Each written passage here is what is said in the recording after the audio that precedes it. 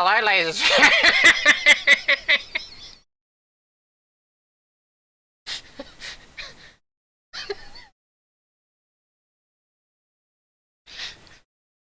Okay, so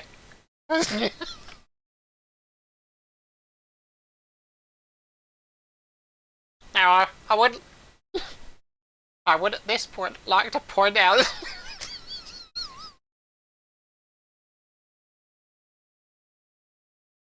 Hello, ladies and gentlemen. Welcome back to another video with me, Nigel. Now, here in the place where what I do is I speak into a record iPhone and I do a variety of content. My assistant just pointed something out to me that there is a tab that is apparently called Inspirations, which is not a feature I or my assistant use. This we have not been using AL or AI or whatever it is to come up with ideas or to come up or to generate imagery. We haven't been using that at all. Just as a little disclaimer here, and I would like to another disclaimer was this was not my idea and this was not my assistant's idea, but we did feel that it was such a bold suggestion from the platform that you're currently using that we did have to. We felt like we had to point out. We had to point out what's going. Look, I'm just going to read this out, and I'm just going to point out that I don't agree with this. I do not recommend following through with this idea. It's an objectively bad idea for many reasons. But it's one not without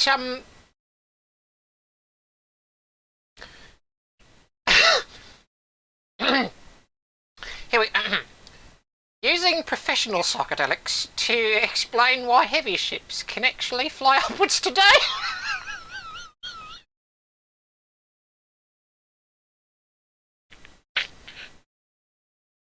I'm so sorry there, ladies and gentlemen. Just had a muscular spasm. The old diaphragm working hard there. Now there are reasons why this is a bad idea. Let's go through here.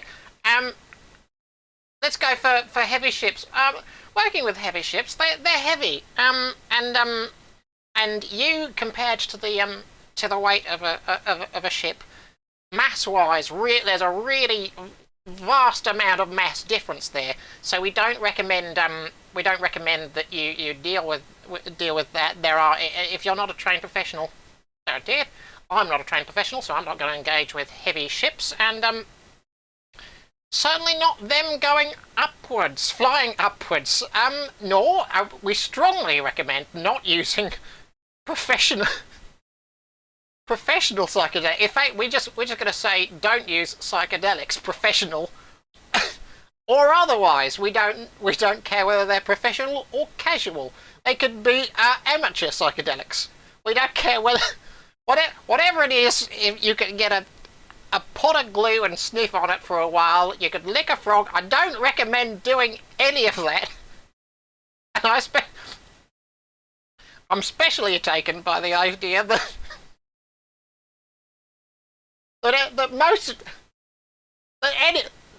any other day but today, professional psychedelics cannot make heavy ships fly upwards. But today, on this particular day, we can use professional psychedelics to explain why heavy ships can actually fly upwards today.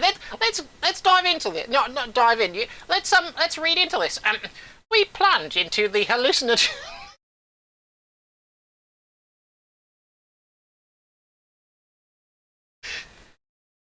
We plunge into the hallucinogenic mechanics of vertical lift, stripping away bare physics to reveal the surreal geometry keeping steel giants airborne. We use heightened sensory distortion to visualize the invisible pressure gradients and aerodynamic drag, proving that flight is less about as you all know, flight is less about logic and more about a violent, beautiful defiance of gravity. I'm not going to claim to be the world's foremost knowledgeman on lift. In fact, I know that I don't understand how lift works. I've had lift explained to me in two differing, very convincing ways, and then I looked it up, and they were both wrong. I looked up the actual definition of how lift works, and it was about 3 pages of professional paper, professional scientific paper, and I have no understanding of how lift works at this point. But I'm fairly sure it's not vibes driven. I'm fairly sure that physics doesn't really care whether you're on something. Well, no, physics cares if you're on a plane, but, on illicit substances, you pretty much stay on the ground. Shall we show more? Right, here we go. Sensory immersion. Close your eyes and feel the air turn into a solid swirling ocean of neon gradients pushing upward. Most people see a machine, but today we are using professional...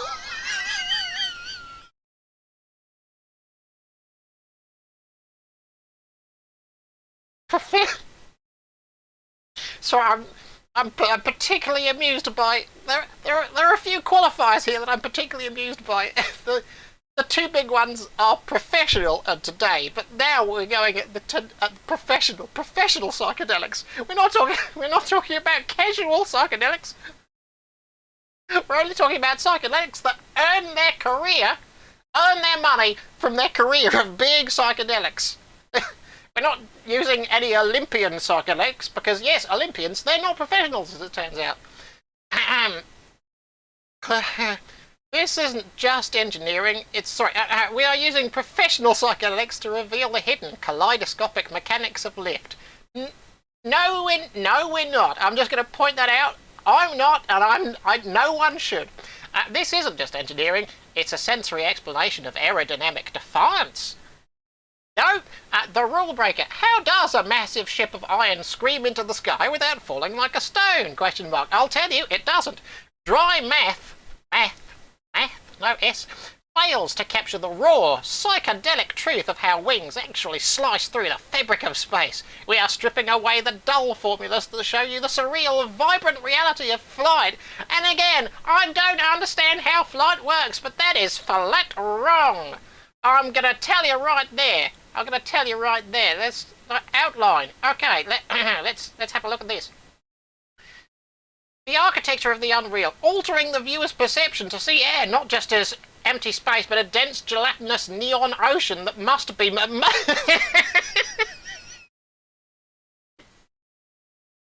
It must be... It's not just that it can be manipulated, but it must. Look, today, of all days... Tomorrow, you can't do it. Yesterday, absolutely not. Today... You must. Not only can you today, and it's the only day you can, but you must. You simply must manipulate the gelatinous neon ocean.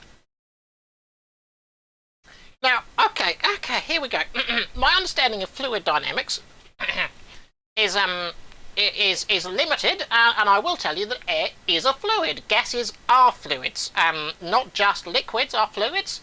If we go for the 3 traditional states of matter, solid, liquid and gas, although there are more than that, we'll go just for the traditional solid, liquid and gas.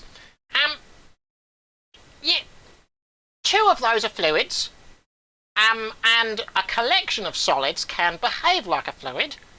For instance, sand. You could particularly fine sand. You could and have it snake around, but that's different. That's many things moving. Regardless of all that, yes, air is a fluid.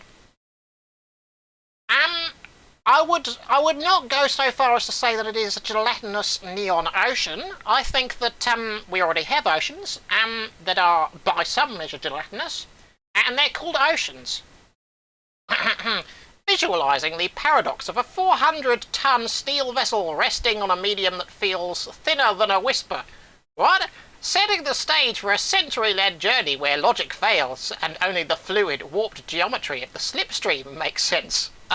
Alright, the geometry of the violent push, breaking down the wing's profile into a psychedelic curve that forces the atmosphere into a state of chromatic high-velocity panic. Okay, we're not just altering the mind, we're I'm sorry, ladies and gentlemen, we're also altering how the air feels about it. We're also altering how the air feels about it. We're going to go up to the air and go, oh, I'll make you work for that one, and air's going to go, oh no! Oh, blimey, oh crumbs! I'm going to have a high-velocity panic, and it's going to be chromatic.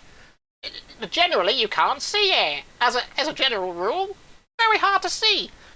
But no, chromatic. Oh, the chromatic colours, they're going to be incredible. Watching the invisible pressure gradient. I don't know why I said invisible, oddly there. Invisible pressure gradients manifest as swirling electrical fractals that pull the ship towards the heavens, shifting the focus from mathematical lift to a literal explosion. Oh, a literal explosion of colour as the air is forced to dance at the command of metal. What? The friction of reality. Interpreting aerodynamic drag as a physical vibrating wall of resistance that turns in the sky into a thick, syrupy obstacle. Okay, now there is a nugget of truth in that. As you move faster through a liquid, and we'll go for air specifically, as you move as a fluid, as you move faster through a fluid, resistance increases because the things that you're moving, the particles of the thing you're moving through have to get out of the way, and the faster you go, they've got to go faster. You may have heard of that as being the sonic boom. Or the faster you go in your motor car, the harder it is to get going even faster because wind resistance is going up. So there is a point at which, if you're going fast enough through thick enough air, that I suppose you could describe it as a thick, syrupy obstacle, but it's tentative. Okay, gravity is a malleable suggestion. I'm no physicist, but I've heard it's a law. Deconstructing the downward pull of the Earth as a heavy rhythmic pulse that the ship chooses to ignore through sheer momentum. Ah, yes. It's a ship that just goes, no, I shan't be interested in gravity at the moment. Completely, trust me, mate, I'm high as a kite, and therefore I'm getting high as a kite. Visualising the internal balance of the aircraft as a shifting kaleidoscope of weight and counterweight that keeps the hull from shattering. What? Showing the beauty of the struggle where the ship's ascent is a deliberate hallucinatory rejection of the planet's ancient magnetic grip. Okay, here's another little tidbit. The planet does, in a sense, have an ancient magnetic grip because the Earth has a magnetosphere or something along the lines. Again, I'm not a physicist, but it does have a magnetic grip. Now, ordinarily, the thing that's stopping ships from going away from the Earth is not the magnetic pull of the Earth. It's because the Earth is heavy. That's what it is. It's really quite heavy, and you really don't understand how heavy it is until you think, wow, dang, that's staying there. Where were we? You may not be. You can't see the head. I don't think you can see down here. Hang on. Hang on. There. Okay. Right. The transcendent state of flight, merging these sensory distortions to a final, unified view of a giant vessel suspended in a state of impossible, permanent falling. Realising that modern aviation in 2026 is less about cold engineering and more about a choreographed, aggressive symphony of physics. We're not going to have any of that lily-livered physics. Oh, your namby-pamby physics that go, oh, let's caress the wind. Oh, we should be caring about it. No, we'll hit it with hammers. That'll do it. Leaving the viewer with a lingering sensory imprint of the sky as a canvas where steel giants rewrite the rules of existence. I would like to again point out that that doesn't happen. And it can't. Heavy things can fly, but you need a lot of lift. You need a lot of lift for that. Oh, hang on. Suggestions reference hydrogen propulsion breakthroughs. What? Mention neural linked flight controls. Highlight biomimetic wing textures. Where I genuinely don't know where this platform thought that I would have that kind of knowledge, but I don't. Let's just look. Where else were we? We've looked at the outline. Thumbnail. Oh boy, howdy.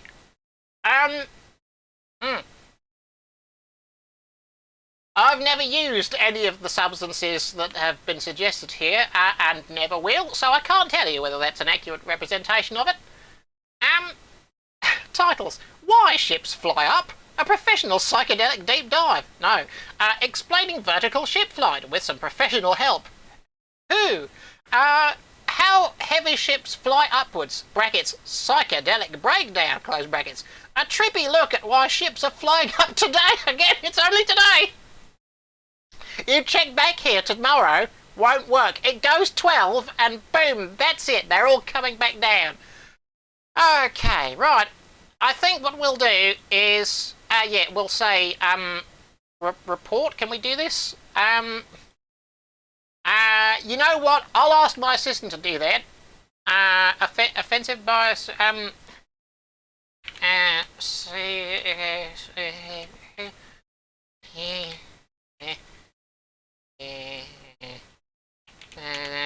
Oh, how did I do that wrong? Psychedelics are a no-no for me, as I would have thought for you. Inappropriate, I would say. Yes.